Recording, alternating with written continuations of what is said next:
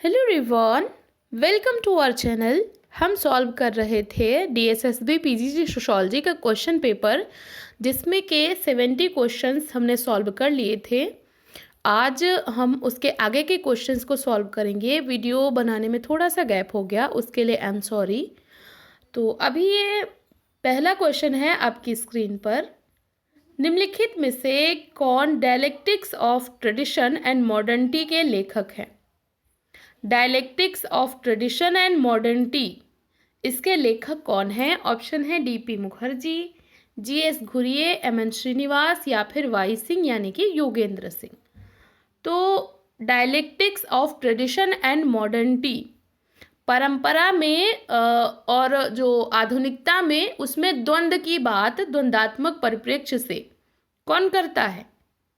ये करते हैं आपके DP मुखर्जी। DP मुखर्जी जो है ये द्वंद्वात्मक परिप्रेक्ष्य के माने जाते हैं और इन्होंने परंपरा और आधुनिकता के मध्य द्वंद्व की बात करी है। ठीक है, कि जो आधुनिक जो परंपरा है और जो पुरानी परंपराएं हैं उनके बीच में एक द्वंद्व चलता है और फिर एक नवीन चीज़ समथिंग कुछ निकल करके आती है। ये जो है DP मुखर्जी। अगला क्वेश्चन है, किसने भारतीय संयुक्त परिवार को मानव परिवार के प्राचीन रूप के एक जीवित उदाहरण के रूप में पेश किया?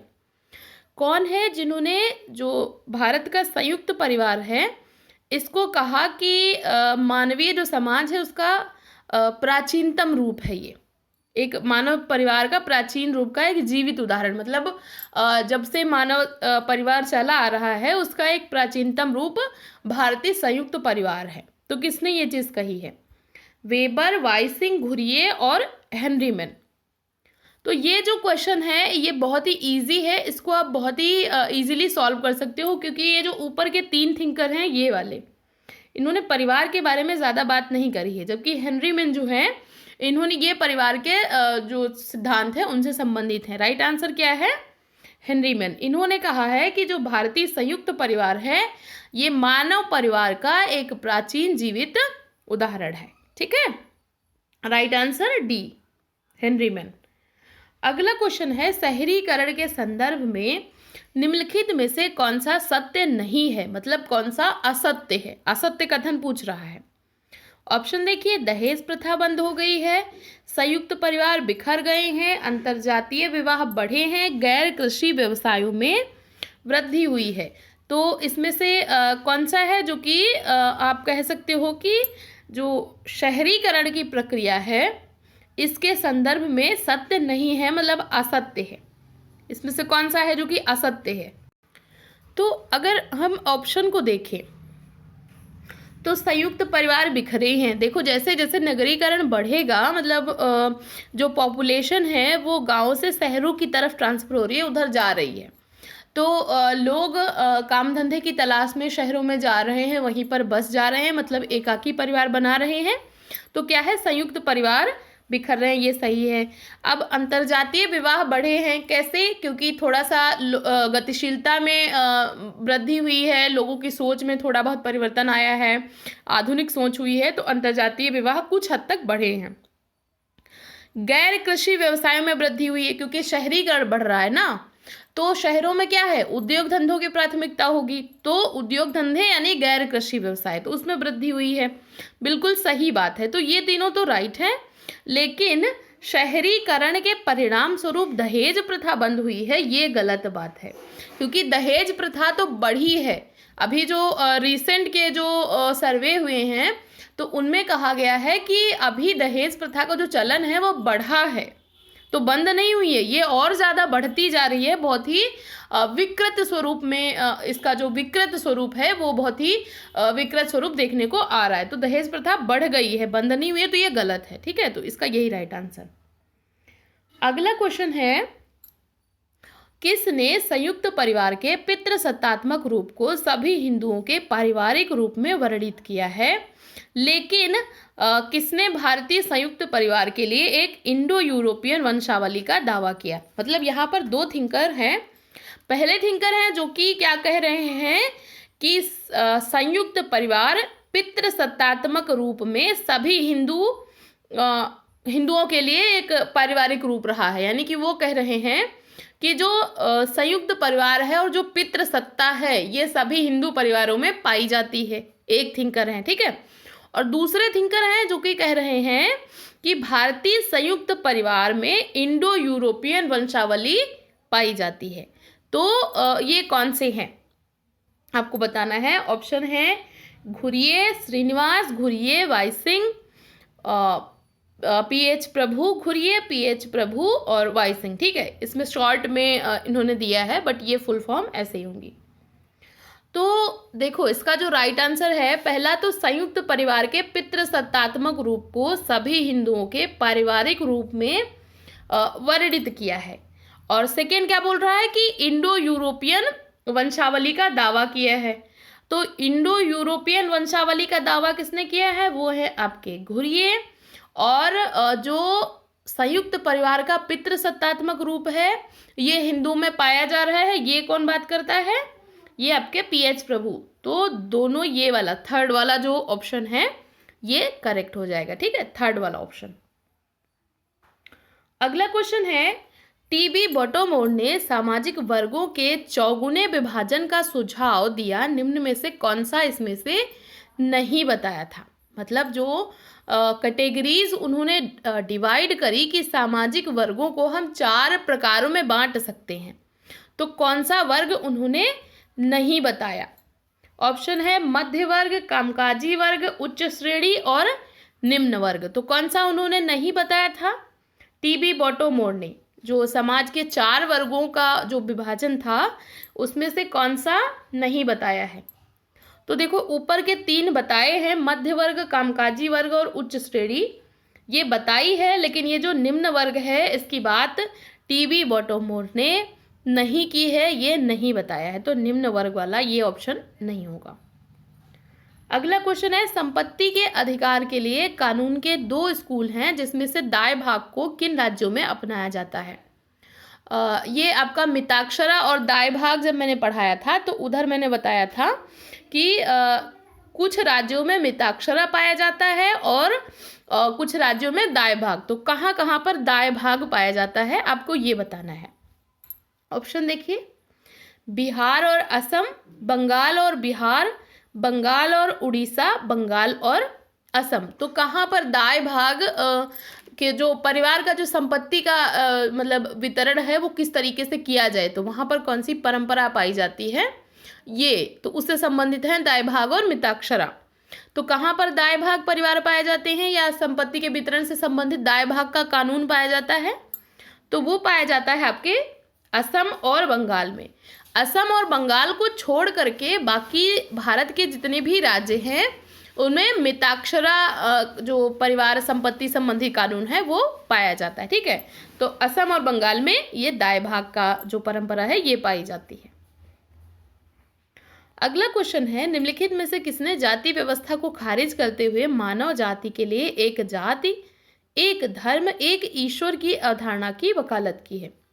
तो किसने कहा कि जाति व्यवस्था नहीं होनी चाहिए बल्कि जो मानव जाति है उसके लिए एक ही जाति, एक ही धर्म और एक ही ईश्वर हो, यानी कि हम सभी समान हैं, हमारा ईश्वर एक है, हमारा धर्म भी एक ही होना चाहिए और हमारी जाति यानी मानव जाति के हम सब हैं, हम मानव धर्म के हैं और हमारा ईश्वर हमें बनाने वाला एक ही है। तो ये किसने कहा और जाति व्यवस्था का खंडन किया?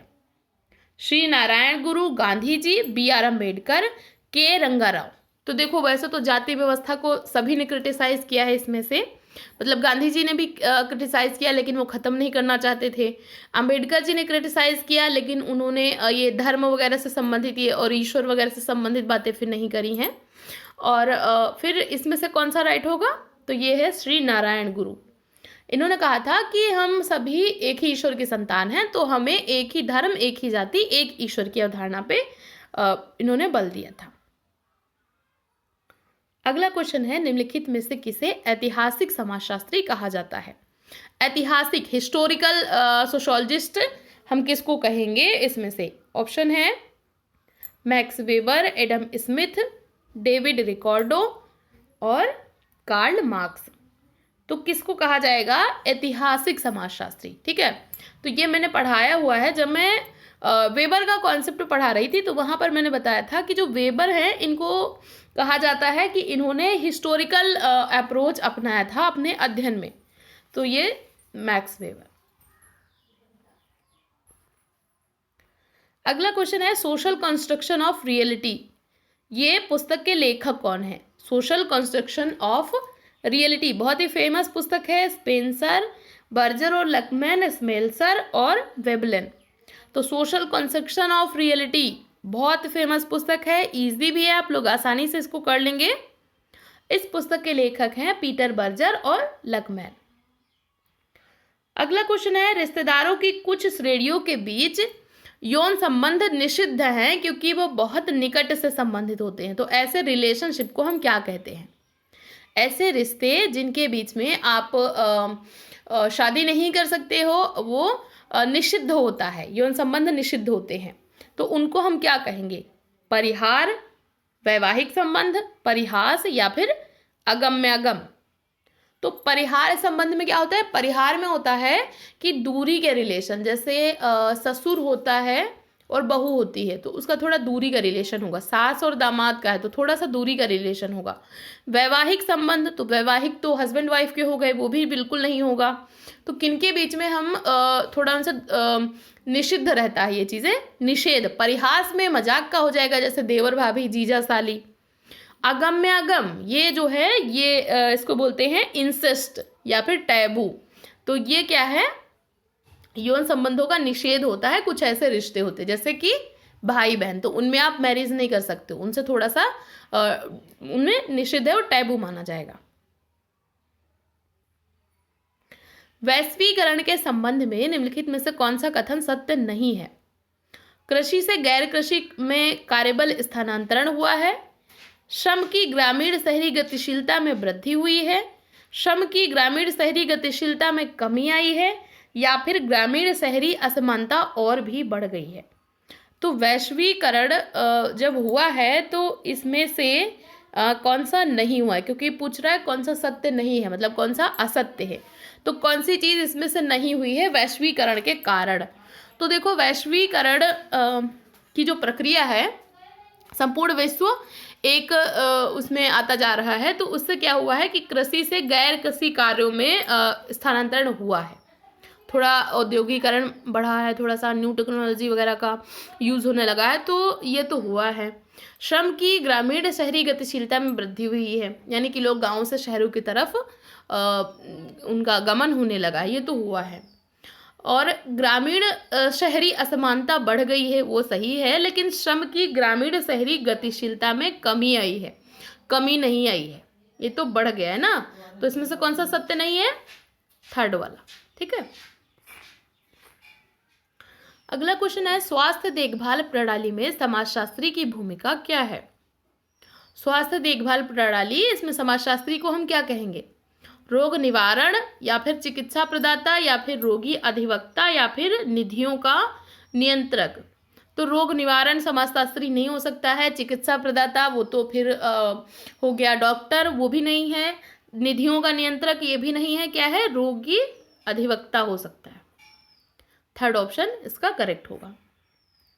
अगला क्वेश्चन है हम प्रजातियों की दवा को सामाजिक स्थानों की दवा से कैसे अलग कर सकते हैं?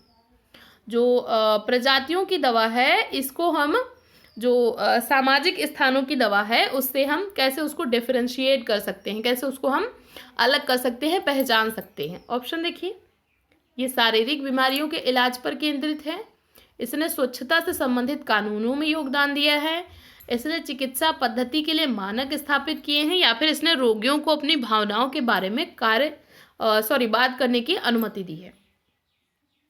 तो जो प्रजातियों की दवा है ये क्या है? शारीरिक बीमारियों के इलाज पर केंद्रित है। ठीक है, तो इसका ए वाला राइट हो जाएगा। अगला क्वेश्चन है मानदंडों को लागू करने के लिए कौन जिम्मेदार है? इसमें से कौन सा है जो कि जो सामाजिक मानदंड है उनको पूरा करवाने के लिए लोगों को बाध्य करता है? कौन सा है इसमें से? ऑप्शन है सकारात्मक, नकारात्मक मंजूरी, आदेश, या फिर नकारात्मक मंजूरी, या फिर केवल सकारात्मक। तो देखो, जब भी मानदंडों को लागू करवाने की बात होती है तो समाज में एक वर्ड आता है जिसको बोलते हैं अनुशस्ति।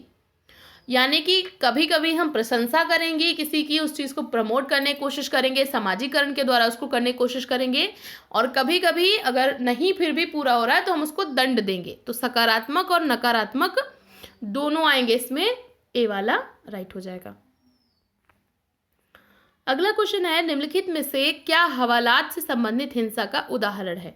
अगर कोई किसी को पुलिस पकड़ के ले गई और उसको बोला जाए कि कस्टोडियल वायलेंस हो रहा है, तो हम किसको कहेंगे इसमें से? ऑप्शन है पुलिस हिरासत में हिंसा, परिवार में हिंसा, सार्वजनिक स्थानों में हिंसा, या फिर कार्यालय में हिंसा। तो कस्टोडियल हिंसा क्या हो गई कि पुलिस पकड़ के ले गई, उसको बहुत ज़्यादा मारा पीटा, मे बी उसको शारीरिक मानसिक रूप से बहुत ज़्यादा क्षति पहुंचाई, तो ये हो गया कस्टोडियल हिंसा।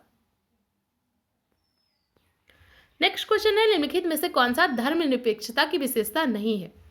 ये औद्योगिकरण का परिणाम है, धर्म चेतना का ह्रास होता है, या फिर ये ऐसी प्रक्रिया है जिसमें सामाजिक संस्थाएं स्वायत्तता प्राप्त करती हैं, या फिर धर्मनिरपेक्षता धर्म के सामाजिक महत्व को बढ़ाती है। तो कौन सा है धर्मनिरपेक्षता की विशेषता और कौन सा नहीं है? नहीं वर्ड पे बहुत ज़्यादा ध्यान देना है। पूछ रहा है धर्मनिरपेक्षता की विशेषता नहीं है। तो धर्मनिरपेक्षता में क्या क्या चीज़ें नहीं होनी चाहिए? देखो, धर्मनिरपेक्षता में काफ़ी हद तक आप कह सकते हो कि औद्योगिकरण आने की वजह से फिर लोगों की सोच में धीरे धीरे परिवर्तन होता है। वो धर्म को थोड़ा कम मानना शुरू कर देते हैं, क्योंकि टेक्नोलॉजी से ज़्यादा जुड़ गए ना, तो फिर क्या हो जाएगा, भौतिक चीज़ों की तरफ ज़्यादा आ गए, तो धर्म वगैरह को इतना ज़्यादा नहीं मानेंगे। फिर क्या है, धार्मिक चेतना का ह्रास होता है, ये तो बिल्कुल होता है। धर्म निरपेक्षता अगर आ गई आपके अंदर तो आप बहुत ज़्यादा धार्मिक चेतना वाली चीज़ों को नहीं मानोगे, किसी एक धर्म विशेष को ऐसा नहीं मानोगे। ये एक ऐसी प्रक्रिया है जिसमें सामाजिक संस्थाएं स्वायत्तता प्राप्त करती हैं, बिल्कुल प्राप्त करती हैं।